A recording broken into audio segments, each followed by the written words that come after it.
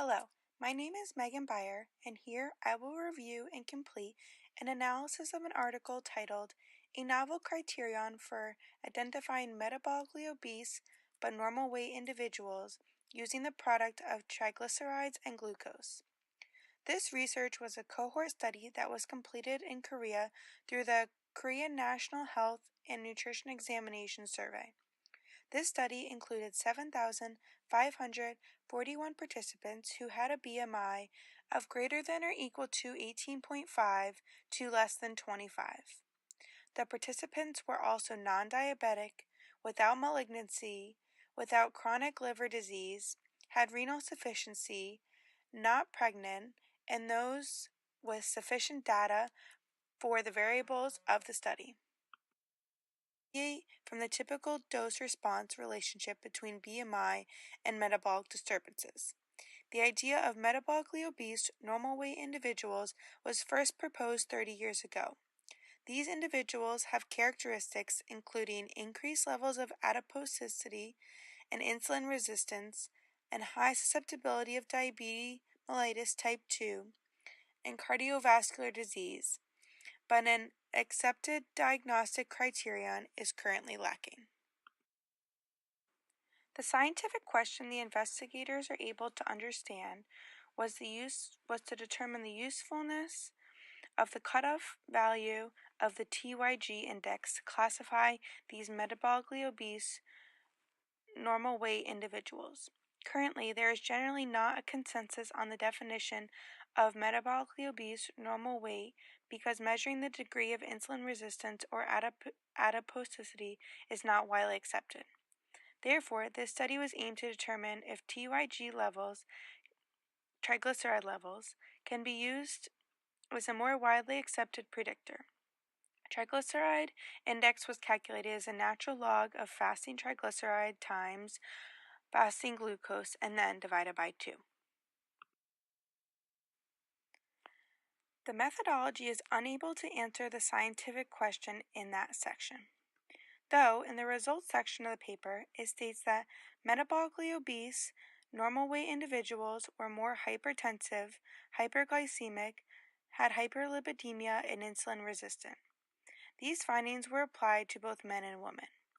Also, the odds of having impaired fasting glucose, hypertension, and metabolic syndrome were significantly higher in metabolically obese, normal weight individuals even after other factors were accounted for, including age, BMI, regular exercise, alcohol drinks, and smoking statistics. The research question was able to be answered and concluded that clinical characteristics of metabolically obese, normal weight individuals was defined using the triglyceride index, following the phenotype of metabolically obese normal weight, and suggested that triglyceride index discriminates individuals at metabolic risk among the normal weight population.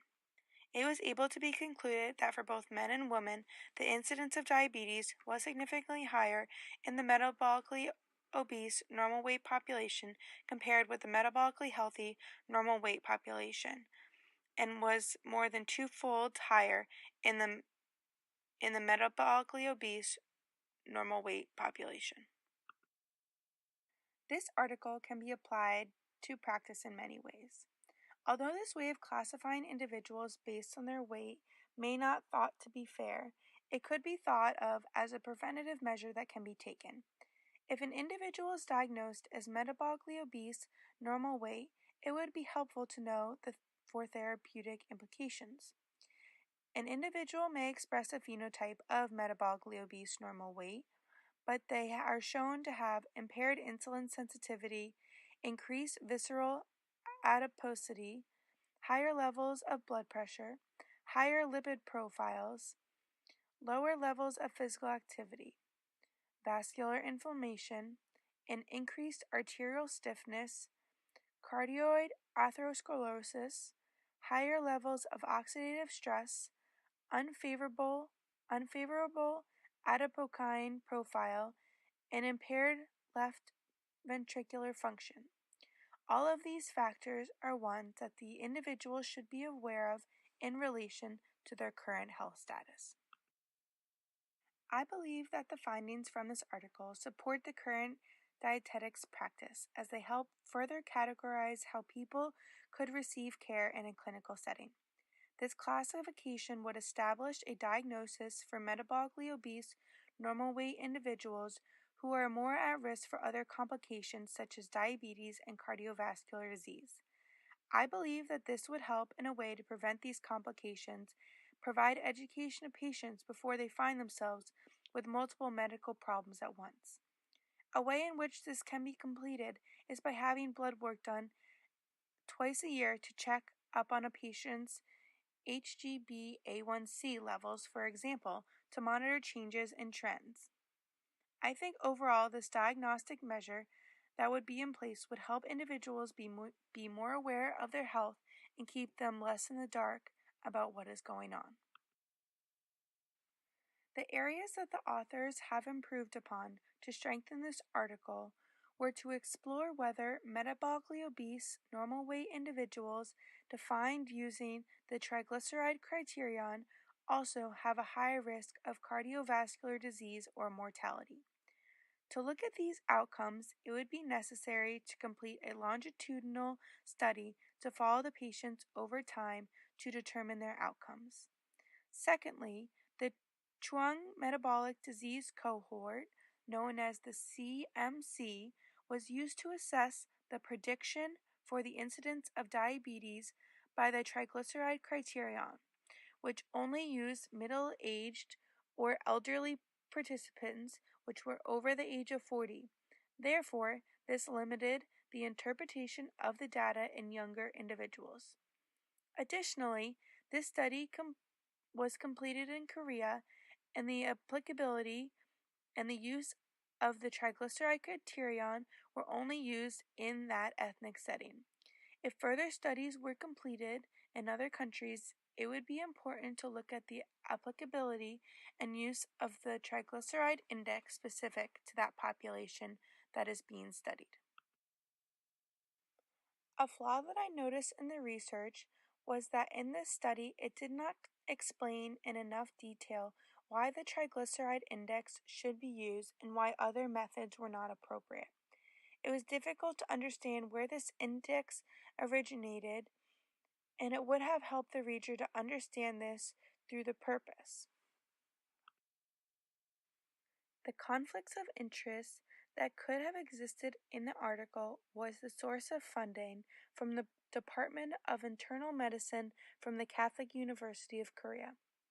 Although the article did not specifically mention where exactly this money originated from, there could have been bias from the university that was present in the data collection and study design. I think this article was worthy of publishing as it provided a new way to measure and clinically diagnose an individual who is metabolically obese with normal weight compared to a metabolically healthy, normal weight individual. This is important as it provides a preventative measure for these individuals who may need greater health care in following by various professionals to address their health needs. These metabolically obese, normal weight individuals are more susceptible to developing diabetes mellitus type 2 and cardiovascular disease. With this being said, again, it is important for them to be followed and have education so they are aware of what is to come. I hope this podcast provided you useful information to assist in understanding the current research on metabolically obese, normal weight individuals. Thank you.